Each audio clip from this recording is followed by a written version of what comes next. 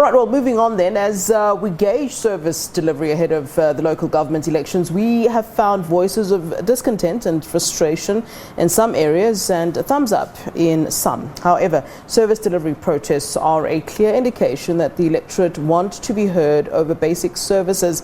At the heart of these elections is the delivery of basic services. The United Nations Development Programme have partnered with the IEC through the You Count initiative to encourage as many voters as possible to go cast their ballots to ensure that the elections are legitimate and to improve the confidence in electoral democracy. But how should society hold elected leaders accountable? Joining us now to talk about accountability is Dr. Paul Kariuki, who is Director of the Durban-based Democracy Development Programme. A very good afternoon to you, and thanks so very much for being with us here on SABC News, sir. Thank you so much for having me on the show. Before we, get into it, briefly talk to us about what the Democracy Development Programme is all about. The Democracy Development Programme is an organization that was started more than 27 years ago, and we're based here in Durban, but we work nationally. And our work is to really deepen the practice of democracy in South Africa, where we encourage active citizenship and participation in politics and development, basically to hold leaders accountable for their decisions and their actions. And so we mobilize citizens towards active engagement in politics, in elections, and related processes that really do deepen the practice of democracy in South Africa. Yeah. And we're really passionate about the power that ordinary citizens have to really hold leaders accountable for decisions and promises that they make, and really to ensure that they deliver on the job. Yeah. That's our work. The initiative this year by the United Nations Development Programme partnering with the IEC is under the theme or banner holding leaders accountable, which is so important, particularly in the context of South Africa. How do ordinary citizens actually do so, especially in a country like ours where, we've been on the ground as SABC News and talking to voters and people that are registered to vote, or whether or not people are voting is a different story altogether. But, people are saying that, it's even difficult to even gain access to those leaders for basic service delivery. So it's a step higher when you're saying that people should hold their leaders accountable. How, when you can't even access them? Yes, I agree. That's one of the difficulties that, in the current and the political environment we are in right now. Yeah. One of the things that citizens find it very hard to really make sense around is how to really engage with these leaders that seem so far removed from the realities on the ground. However, we do encourage that there are other avenues that citizens can use right at their doorsteps, that they can be able to really hold these guys accountable for the things that they promise, especially during this period of time. And one of those things is to participate actively in one's community engagements. This is where these leaders are always giving and sharing information of what they envision to do for their communities or for their regions.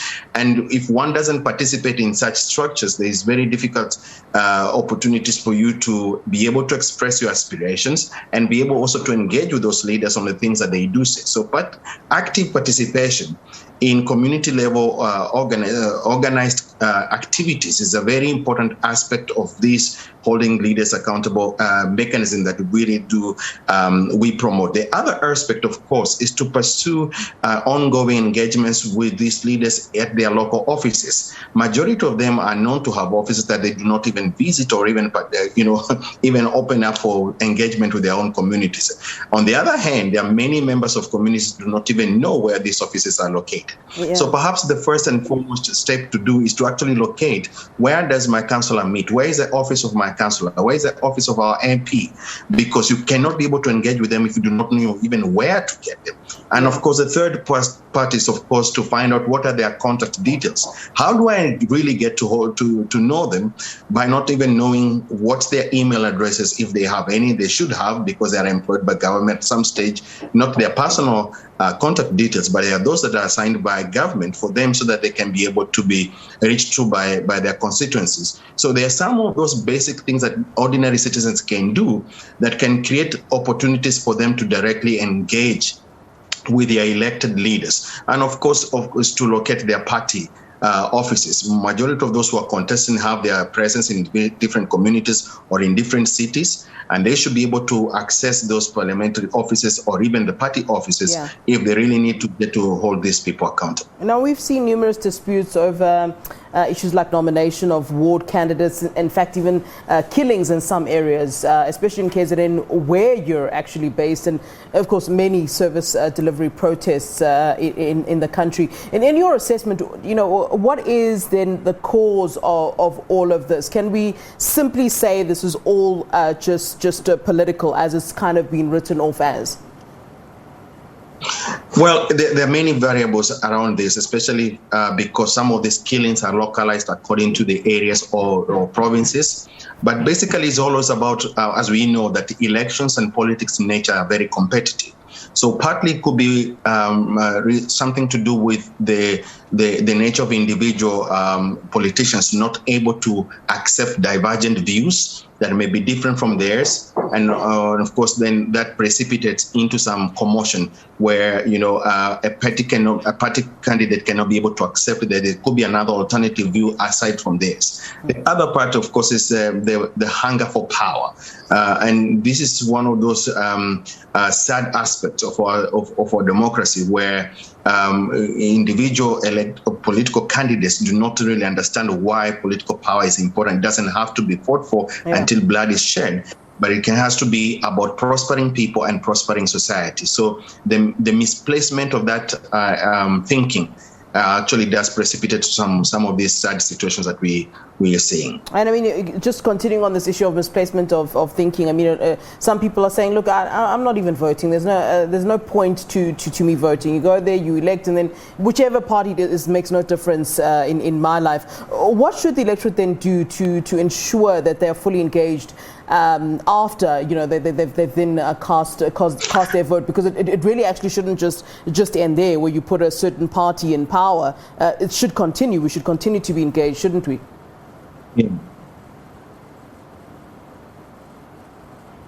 Actually, the hard work begins after the election day, because this is now when we need to get guys to commit to what they said, where they were campaigning. And so the work of citizens actually begins after the election day.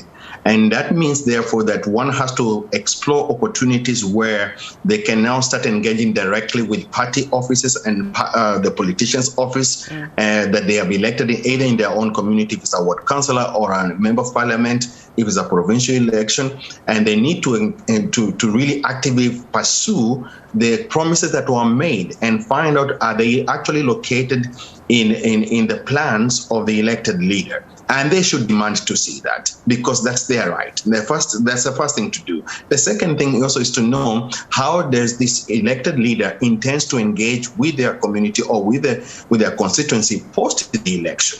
A majority of them often do not come out in plans to say such after an election.